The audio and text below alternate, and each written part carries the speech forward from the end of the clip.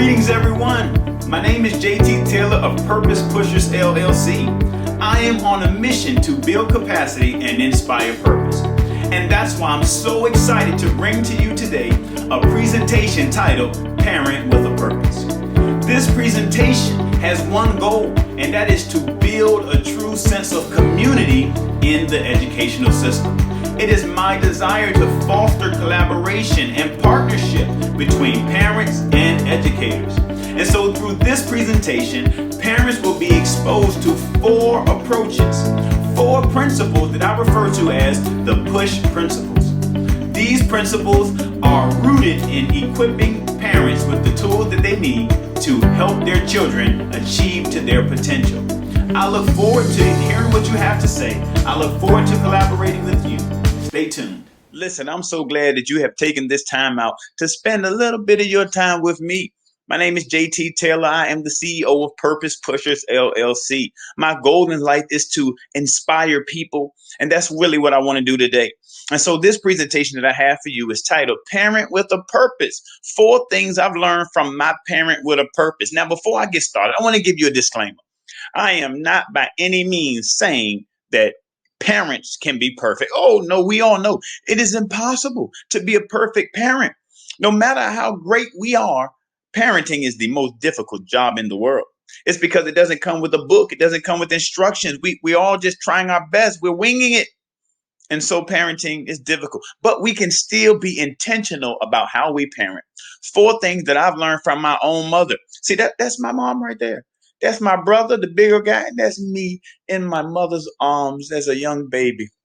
My mother was an amazing parent. She was not perfect, but she did some things for me that I feel as if all parents should do for their children. So I want to share those with you today. But before I jump into sharing that, I just want you to answer this question for me. What do you think are the top 5 things kids want from their parents? Take a moment, jot down what you think. What do you think kids want from their parents? You know, most of us, we don't ask our kids this, not in a serious or sincere manner. We don't take the time to ask kids, hey, what do you think a parent should do? And the reason why we don't is because we know they're going to give us some far-fetched answer like, a parent should feed me candy anytime I want it. Or a parent should allow me to eat ice cream opposed to my vegetables. Or a parent should buy me the new Xbox and PlayStation 4 game, because that's what a good parent would do. So that's why we don't give kids the opportunity to actually give us their voice or their opinion, because we know their opinion is not going to align with our philosophy. But I want to hear from you seriously. What are the top 5 things that you think kids want from their parents? Take a moment, write down your thoughts. Jot down your feelings, make a list. Let's talk about it. And then when we have our Zoom follow-up, we can have a real conversation about this entire presentation. So just jot it down real quick. Okay, we're moving on. Now, I want you to think about this. This is what a teacher stated. A teacher who has 16 years of experience. She administered the same assignment to students every Mother's Day for 16 years. And she would jot down what the students said that they would need. And then she would try to give it to the parents.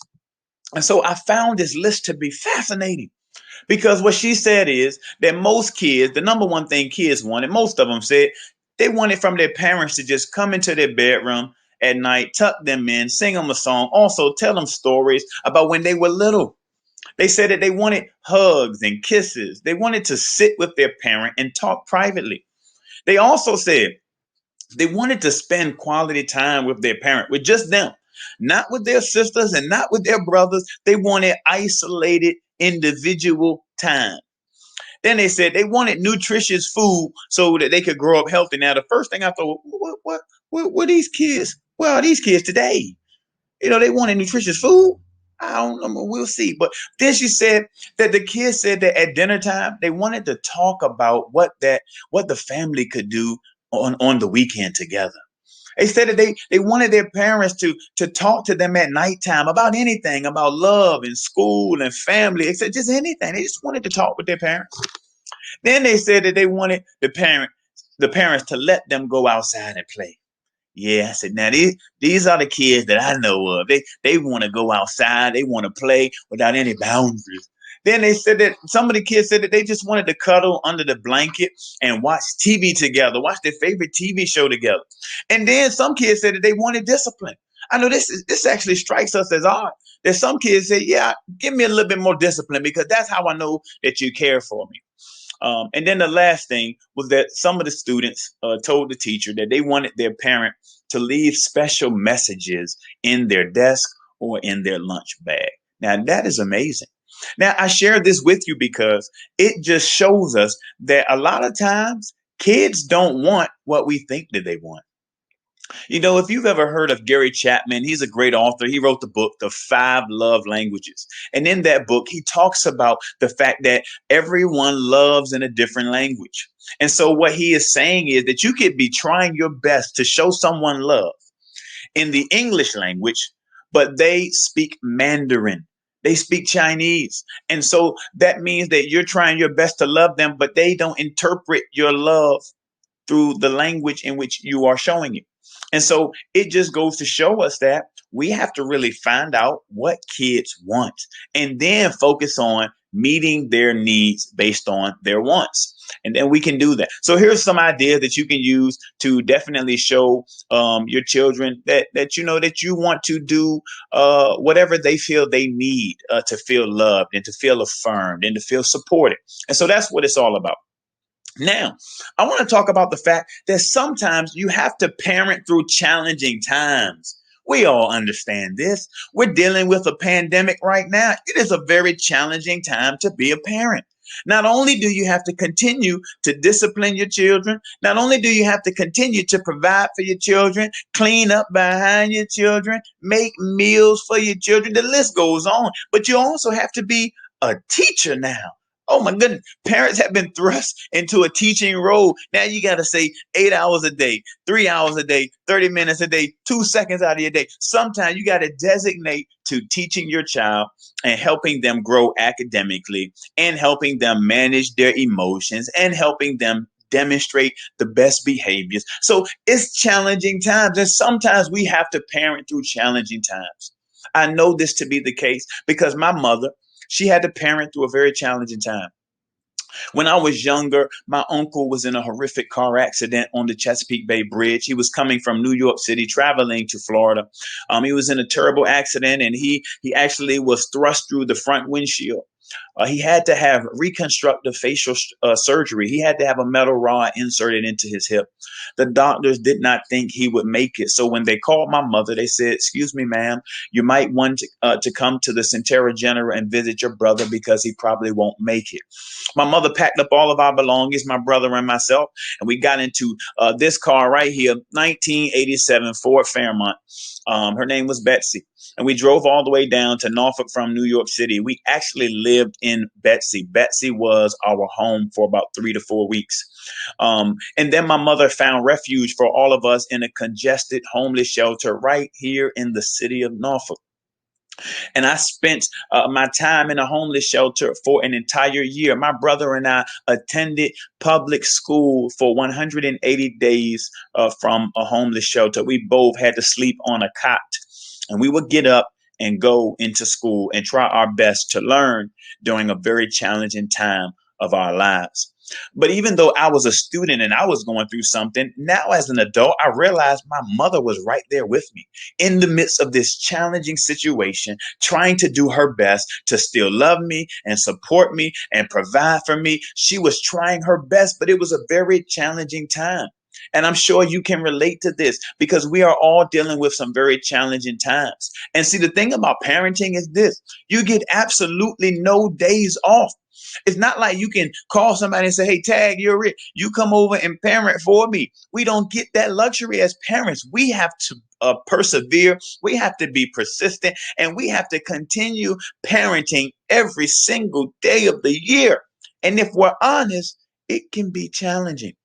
If we're honest, it can be exhausting, especially for my mother, because you can see by these images up here, this is a sequence of my upbringing. I was this young, innocent young man with the striped shirt, and I was so excited about learning and loving school, and everything was well. I would like to believe that that cute face was not giving my mother any problems. And then, I move up a little bit, my teeth start falling out my mouth. I'm still cute, and I look happy, and I'm smiling, and hopefully I wasn't giving my mother any problems. But something happened during my middle school experience. I'm telling you, something happened. I don't know what came over me. You all know something happens in middle school. It's like kids go into this maze, and it's like their minds and then their attitudes, and then they might start to even talk back and start to express, how they want to do what they want to do, and they might even begin to slam doors. Slam a door. I was going through that. I call it the matrix. Middle school is the matrix. Kids just start acting crazy around middle school. I was guilty of it too. And there was me right here, gold chain, big white t-shirt, straight back cornrows. Yeah, I was tough. I'm the tough guy now. And I was struggling academically. I had a difficult time, but guess what? My mother had to continue parenting me through that phase of life. It was a tough phase. I was dealing with that. But the good news is I eventually made my mother proud. Despite my detours, I eventually made mama proud. Even though I struggled academically, even though I went through this phase of being stubborn and hard headed and emotional and moody, middle school, the moody phase of life, I went through it all. And my mother was still there with me. And despite all of my detours, I eventually made her proud. I became a graduate of high school. I attended college. I earned a bachelor's degree. I earned 2 master's degree. I graduated with high distinction. I had a little medallion. My mother was so proud of me because I'm sure she was thinking during that middle school time, I don't know about this one. My brother was doing well, but me, I don't know about this one. But eventually, I became a teacher, and I won Teacher of the Year. You see me up there in the corner. I became a teacher, became an educator. I wanted to give back to the community. I wanted to give back to the kids who were just like me. They were difficult. They was having a hard time. They were moody. They had attitudes. They wanted to do their own thing. And my mother parented me through it all. So here's what I learned. Along my journey from an at-risk young man who was struggling academically, having a very difficult time in school, I learned something, that I needed a little extra push. And I've also learned that all kids need a little extra push. So I'm going to leave these strategies for you today. It's an acronym.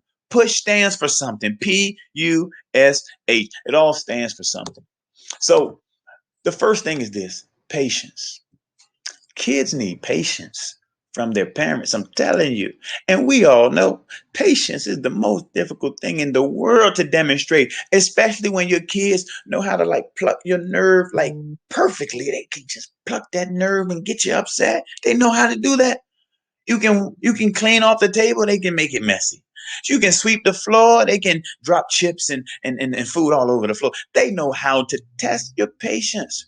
But even in the midst of them testing your patience, you got to keep planting seeds at every stage of the process. My mother kept planting seeds. So I want to give you this amazing illustration, because you see these acorn little things on the screen, and then you see that little one small little bead. Well, that little bead is actually the seed. It's actually the seed. And these trees that you see in this forest, those are known as redwoods, giant sequoia trees. They can grow to be, 3 stories in the air. They're amazing. But they start off at these tiny little seeds. And so the point I'm trying to make is our kids have that type of potential, that our kids can achieve to the highest level if we demonstrate patience with them, and if we continue to cultivate them. We continue to pour a little bit of water of love, allow the sun to shine on them, and we just give them what they need and help them grow and develop. Because guess what? Kids grow and develop over time. It doesn't take a day. We can't do a great thing in a week and think, oh, yeah, this kid is going to be amazing. No, it requires patience, because there's no such thing as immediate fruits. It takes time. And so we got to give them some time to come out of that phase. Got to give them some time to grow out of that moodiness. Got to give them some time to mature. And we can do that. The U, so we got patience, and then the U in push stands for unconditional love. Yeah, kids need to be loved. Oh my goodness, if nothing else, they need unconditional love. Kids need to know at all times that they're always going to have someone in their corner. Someone who's going to look out for them, someone who's going to help them, and someone who refuses to throw in the towel, someone who won't quit on them. Just in case they get knocked down, they need someone who can encourage them to get back up and stand on their feet. And see, this is the biggest thing that my mother had done for me. The biggest thing she did was demonstrate unconditional love. Because listen, you see the transcript right here. I had a 0.75 GPA when I got to high school. I was struggling. I was skipping school. My GPA was horrible. A 0.7. I didn't even have a 1.0. I didn't even have a D average. I had an E plus, an F plus. But my mother still loved me. Oh, how could she love a failing student? Because she understood that I needed a little push. I needed a little extra push. I needed a shove. I needed a shove. But my mother gave me that unconditional love. And that's the biggest thing that I remember about my childhood. It was that even when I was going that way and that way and that way, and I was acting crazy and being moody and having temper tantrums, my mother always made me feel love. It's the best thing that we can do for our kids is make sure that they feel love. And then now we move on to S. So we have patience, we got unconditional love, and my mother's scheduled talk time. Yeah, listen, every report card that said talkative, talkative. I can talk someone's head off. And my mother understood that this kid right here, this boy can talk. So let me schedule some talk time with him. And my mother would spend that time with me. And usually it was on a Friday night. Sometimes, if you all remember, we had Flipper McCoy. I don't even think kids know about that today. My mother would take me and my brother to Flipper McCoy. And we would, play some arcade games, and we would just talk about life and education and our dreams and what we wanted to do when we got older. She scheduled that time and made sure that we had time to spend with her, independent, forgetting all of the cares of the world, forgetting that we were struggling financially, forgetting that we didn't have everything that all the other kids had, but we had each other and we spent time just talking. That's important. Give your child that scheduled talk time. It'll help. And then the last thing my mother gave us out of the push principles: patience, unconditional love, scheduled talk time, and hope. My mother gave me hope.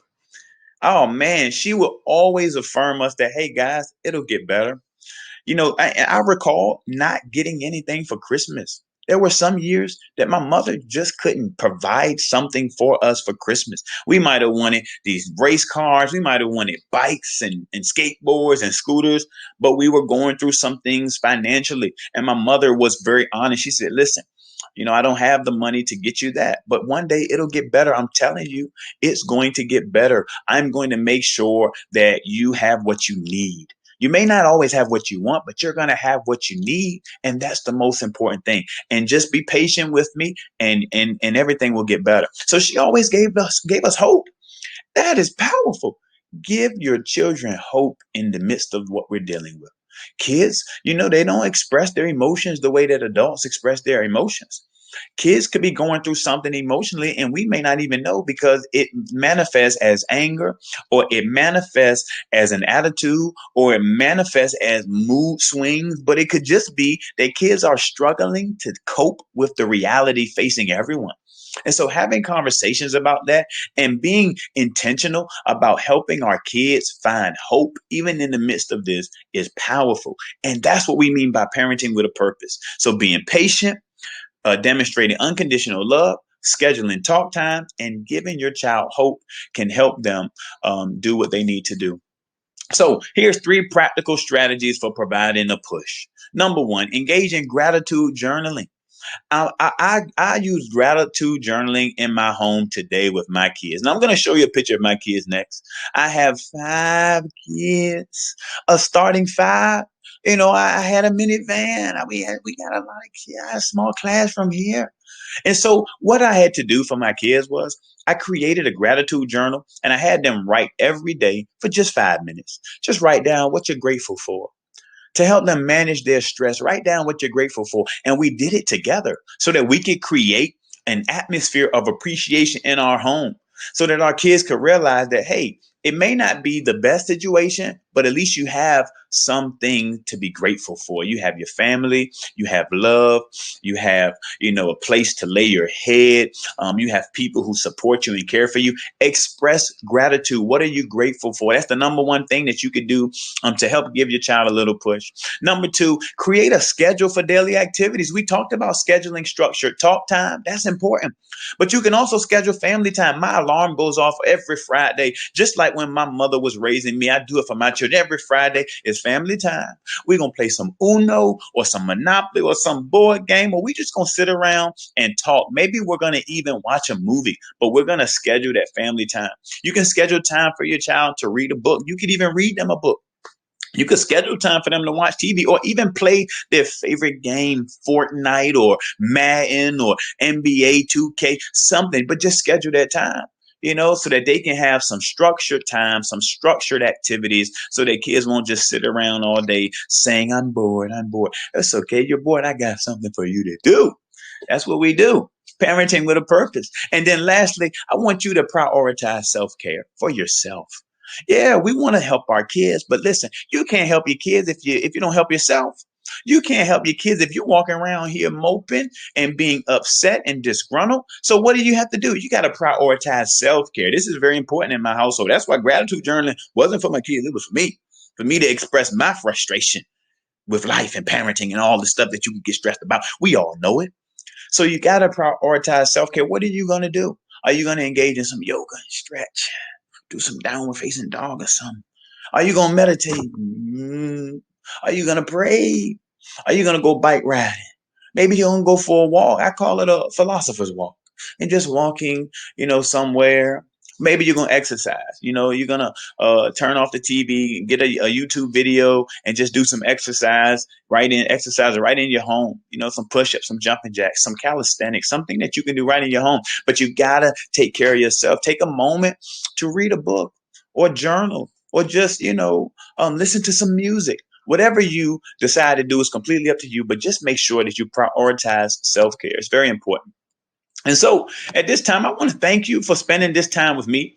Thank you for your time and keep doing what you're doing. You already are a parent with a purpose. You're watching this video, which means you are committed to helping your child. And there's nothing greater that we can do for the world, for our society, for our community, than to help our children. They are the future. They are our legacy. So thank you for all that you do. Keep up the great work. Please let me know how I can help you. My name is JT Taylor again. This is my beautiful family right there. It's a lot of us. That's my beautiful wife. That's my tall son, I have 3 boys and 2 girls. As you can see, we're a large family. And although that's a nice pick, trust me, they know how to pluck those nerves too. It's parenting. It's what happens. It's family. But we have to be patient. We have to continue to demonstrate unconditional love. We have to schedule some time to talk with them. These are the things we have to do. And then we have to give them hope that, hey, it's going to get better. It will improve. So that's what I want to leave with you. The push principles. I want to conclude with this. We all know it takes a village to raise a child. That's what it's all about. Let's commit to working together. Let's commit to pushing our children toward their potential. Let's work together as a school community. So I want to leave these 2 closing questions with you, and please bring these questions to our Zoom follow-up, because we want to talk about how can we partner with you to help you cultivate the potential in your child. What can we do as a school system to help you continue to support your child the way your child needs to be supported? We're all hands on deck in this thing. It takes a village.